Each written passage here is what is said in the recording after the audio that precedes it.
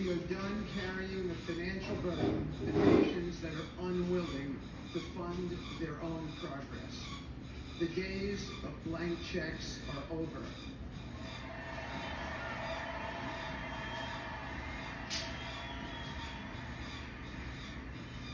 Partnerships under President Trump's leadership must be equitable, and contributions must reflect shared commitments to our goals. In my work, I've seen firsthand how these principles resonate. They provide a foundation that transcends politics and speaks to the shared humanity of all people in a region. Leaders across the Middle East recognize that this Trump administration is serious about results, not symbolic gestures, but real, meaningful progress that improves lives. Thank you.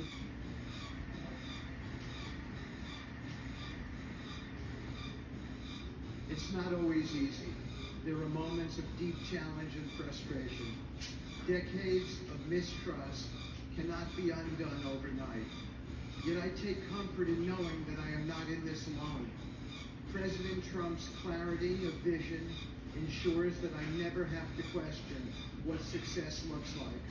His leadership provides the confidence and direction necessary to navigate these complexities. As we move forward, my commitment is to continue the work of advancing President Trump's vision for the Middle East. Whether through expanding the Abraham Peace Accords, fostering economic development, or facilitating dialogue between long-standing adversaries, my focus remains on actionable results. Let me close by saying this. A stable and prosperous Middle East is not an unattainable dream. It is a goal within our reach, made possible by strong leadership and unwavering commitment.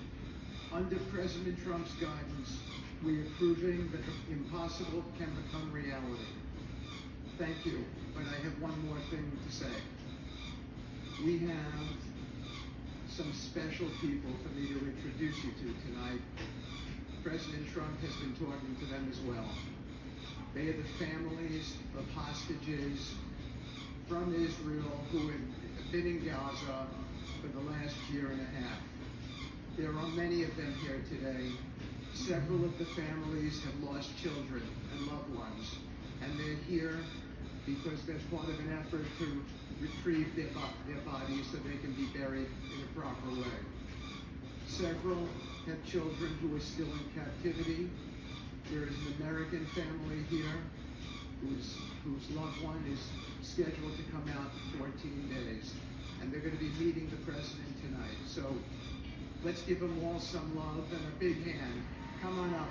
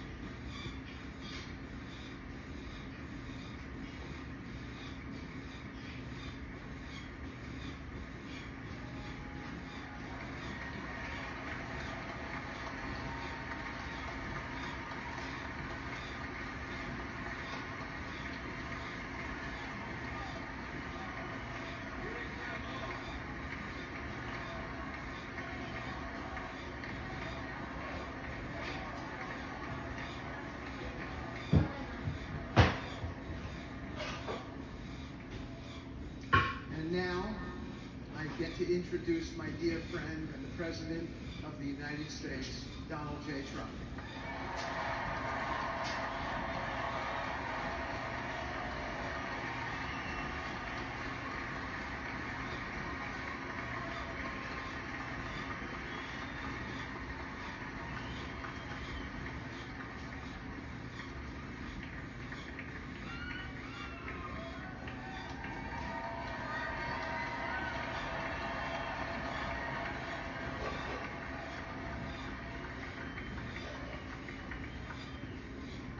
Thank you very much, everybody. Appreciate it. Thank you.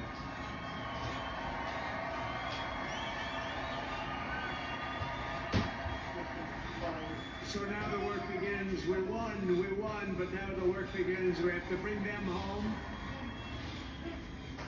And you know, tonight I'm going to be signing on the J6 hostages, pardons, to get them out.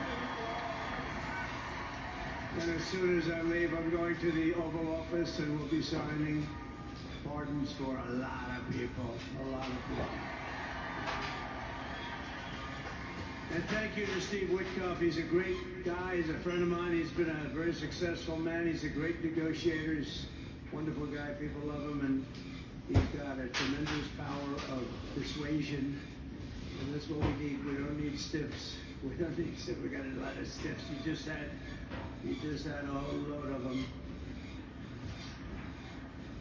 And to the former hostages with us today, welcome. Welcome home. Some of the folks are former hostages.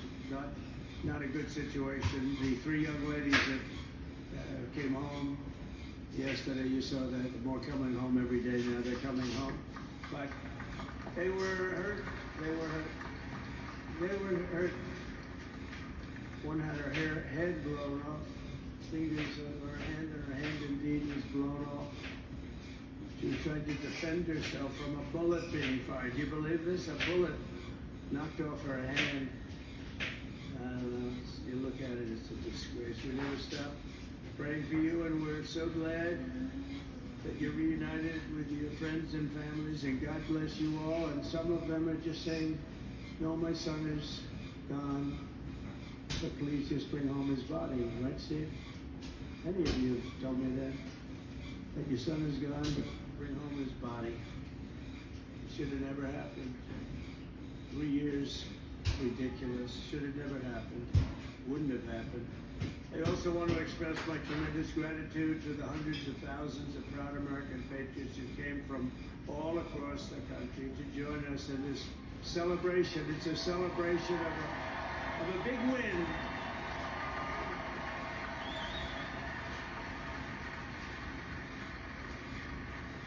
And you're witnessing the dawn of the golden age of America. That's what it's going to be. We're bringing it back. We're going to bring it back fast. We're going to bring it back fast.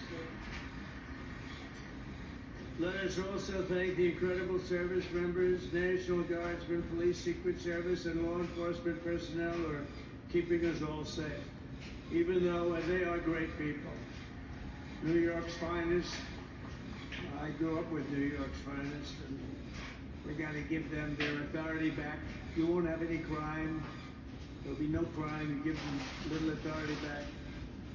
The whole way they run things in this country now, it's disgraceful. But it's going to change rapidly. We're going to make our cities safe again, too. Even though we're indoors, we've had a magnificent inaugural parade. And let's give a big round of applause. They were great. To all of the incredible performers and hardworking men and women who made it possible. Those people, really talented, amazing people. I also want to thank my wonderful family for being here, especially my beautiful wife, our First Lady, Melania.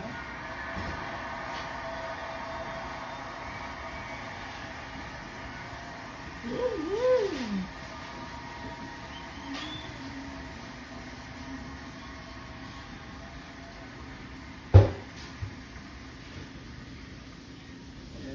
First Lady, and also JD. How good has JD been? And his beautiful wife, Usha. How good is JB? JD has been great. He's another good negotiator, Steve. He's a great negotiator, too. We need negotiators in this country. But so many of the people on the stage, we had not only family members, as an example, Lara Trump, the wife of Eric. She was the head of the Republican Party, along with my friend Michael. Stand up, the two of you. What a job. What a job they did. They worked so hard. They knew they'd be rigging, but they said, we're going to make it too big to rig, and we did. We made it too big to rig. We won every swing state by a lot. We won the popular vote by millions and millions of votes. We won the whole ball of wax. And now we're going to go and drill, baby, drill, and do all the things that we've wanted to do and bring your costs down, your prices down, and make our country safe. So thank you very much, Michael. Thank you very much. What a job you've done, Michael. I'm never moving you, you know. He was thinking about getting a nice job in the administration. I said, no, I'm leaving you right where you are. You've done a very good job. We're not moving you, Michael. Anyway, thank you very much. Appreciate it. Appreciate it very much. Right here with us also in the arena, I'm about to sign some very important executive orders of our new administration. Hey, Don, will you stand up, please? Don is another one. How about Don? This guy.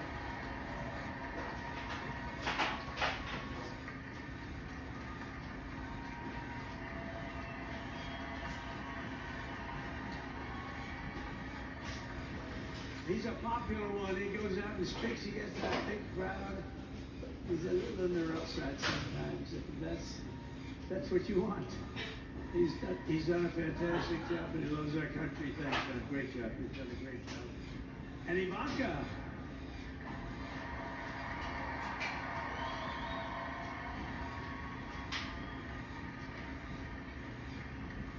And you know, Jared negotiated the Abraham Accords, which are the biggest deal made in the Middle East in many, many years, and it's really something. Jared, stand up. The Abraham Accords.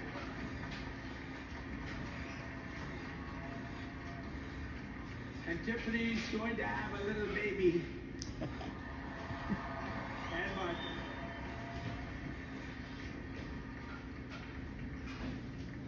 And then I have a very tall son named Baron. Has anyone ever heard of him?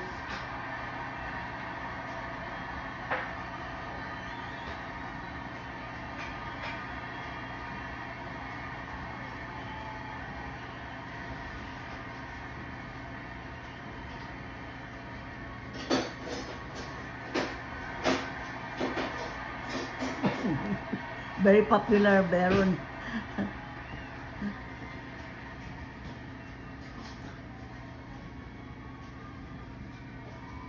Thank you.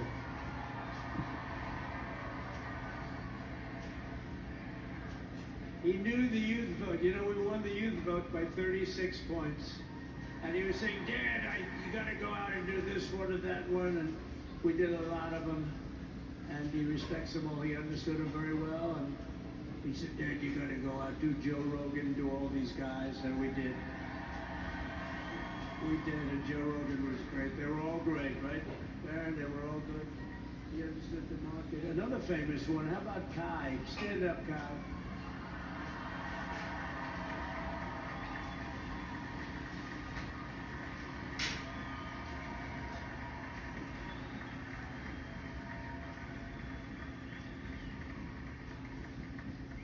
Is that Byron Donalds back there? Stand up, Byron. Stand up. What a future this one had. What a future. That's great, Byron. Thank you very much. And how about Lutnick, Secretary of Commerce? He's going to take in more money than any country has ever even thought about. And he's going to take in some money. And we have many others. Look, I'm not going to go through it, but we're going to sign some orders right now, and that's really what I want to do. So we're going to sign executive orders. First, I'll revoke nearly 80 destructive and radical executive actions of the previous administration, one of the worst administrations in history. Maybe the one, not one of them, the worst. Anybody that would allow millions of people to pour through our borders from jails, prisons, mental institutions, insane asylums, gang members to be taken off the streets of Venezuela and deposited in our country, and many, not just Venezuela. You know, crime in Venezuela is down 74% because they took their criminals and gave them to us through an open border policy of the previous administrations. All over the world, they're emptying their prisons into our country. They're emptying their mental institutions into our country. It stops as of 1 o'clock this afternoon, okay? It stops.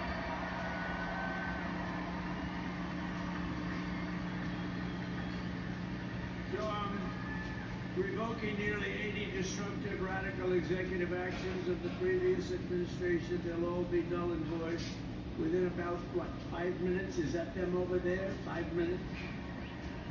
And next, to gain immediate control of the vast federal out-of-control bureaucracy, I will implement an immediate regulation freeze which will stop Biden bureaucrats from continuing to regulate. Most of those bureaucrats are being fired. They're gone.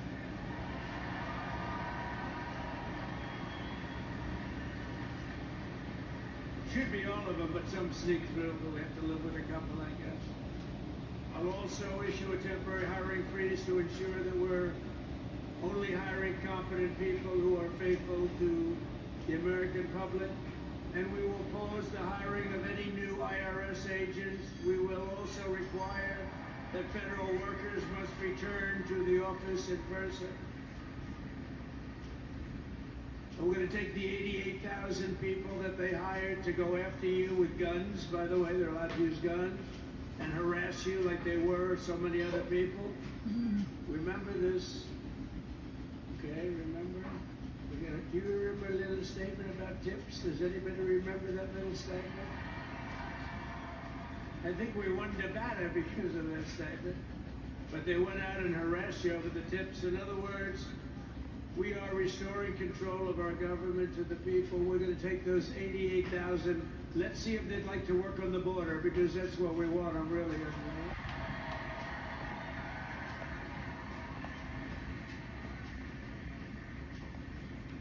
So we're going to have no tax on tips, right? No tax on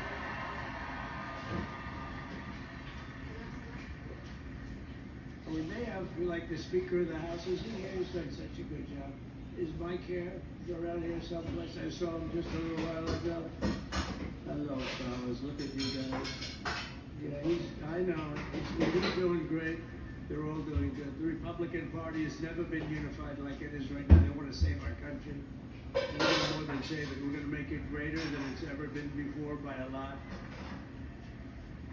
Next, I'm going to sign a presidential memorandum directing every member of my cabinet to marshal every power at their disposal to defeat inflation and rapidly bring down the cost of daily life, because your costs have gone through the roof in the last 4 years. Perhaps you didn't notice. Does anyone notice that costs are like double, triple, quadruple? You can't buy bacon. Apples have doubled in price. You want an apple, anybody? Pay twice what you did 2 years ago. We'll put more money in your pocket, and we'll bring back the American dream and to reduce energy costs and liberate our economy.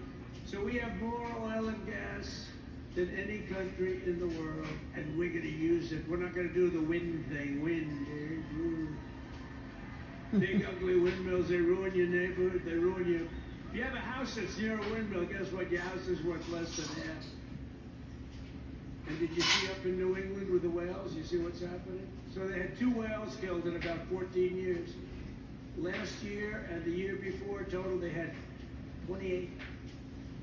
So if you're into whales, you don't want windmills either. and they're the most expensive form of energy that you can have by far. And they're all made in China, by the way, practically all of them. And they kill your birds and they ruin your beautiful landscapes. But other than that, I think they're quite good, right? Now, remember when we used to joke and kid, when we were kidding, but we don't kid anymore? They want to watch the debates on television, they want to watch your favorite president on television. But the wind isn't blowing, so we can't watch television that night, Gladys. Remember? Gladys, I'm sorry, the wind is just not blowing. We're not watching Trump today.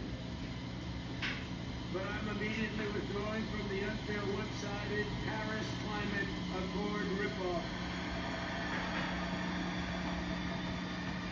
The United States will not sabotage our own industries while China pollutes. We didn't do it. You know, China, and look, they use a lot of dirty energy. I think we use a lot of energy. And when that stuff goes up in the air, you know, it's safe. It's not like you got a wall. Not like you have a wall around and it just Cold. it floats into the United States every Cold. 3.5 to 5.5 days. It floats across the oceans and it comes right over your neighborhood and it falls into your neighborhood. So they all say, we have to fight for cleaner air, but yeah, the dirty air is dropping all over us. So what the hell are they talking about? Unless everybody does it, it just doesn't work. You know, we had the cleanest air and the cleanest water that this country's ever had under the Trump administration, and we didn't do anything to stop jobs and stop production. Believe me, you're gonna see a lot of companies come pouring back because tariffs. They always say tariffs is the most beautiful word to me in the dictionary. And I was reprimanded by the fake news. They said, what about love, religion, and God? I said, I agree. Let's put God number one. Let's put religion number two. Love, I don't know. We gotta put that number three, I guess, right? And then it's tariff. Because tariffs are gonna make us rich as hell. It's gonna bring our countries businesses back that left us. And I'll also sign an executive order to immediately end federal government censorship of the American people. In America, we believe in free speech, and we're bringing it back starting today to stop the weaponization. Oh, do I know about that? These creeps. Deranged Jack Smith. You ever hear of him? Deranged, he's a deranged prosecutor, sick. They suck him on me. He's now been reduced to getting on an airplane, going back to The Hague or wherever the hell he came from. We gotta get rid of that guy. Hey, was he one of the many people that got a pardon today? Did they pardon Jack Smith? You know, did you know that Biden, while I was making my speech, pardoned his whole family?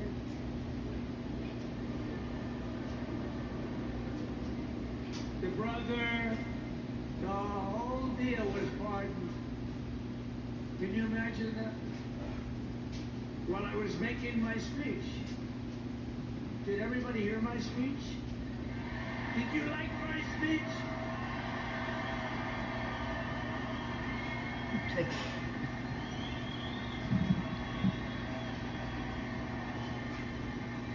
you. I mean, the only thing wrong with it is I had a lot of tough things to say, and I have some great people to work for me. Sir, this is such a great speech. It's so unifying. Don't talk about Biden with his pardons of his family. We want a unified country. They said, don't talk about the J6 hostages that you're going to be releasing today. Sir, don't put that in your speech, please. I said, but I want to put it in my speech. He said, sir, it won't be unified like it is. It's so beautiful. And he's getting great reviews. You know, if I put things like that in, I'll get terrible reviews. One little paragraph that's a little bit wrong, the thing just goes crazy. So, I said, all right, I won't put it in my speech, but you know what? I'm speaking in front of a hell of a lot of people. at a place called Capital One Arena, and I'll talk about it there. So we're going to be going over the beautiful Oval Office, one of the great offices in history. Even if it wasn't beautiful, it's the Oval Office, but it is beautiful. And we love the Oval Office. It all starts with the wars start and end there. Everything starts and ends at the Oval Office. We love it. But we're going to go to the Oval Office with us and we're going to release our great hostages. For the most part, they didn't do stuff wrong. You take a look at what went on, and look what happened.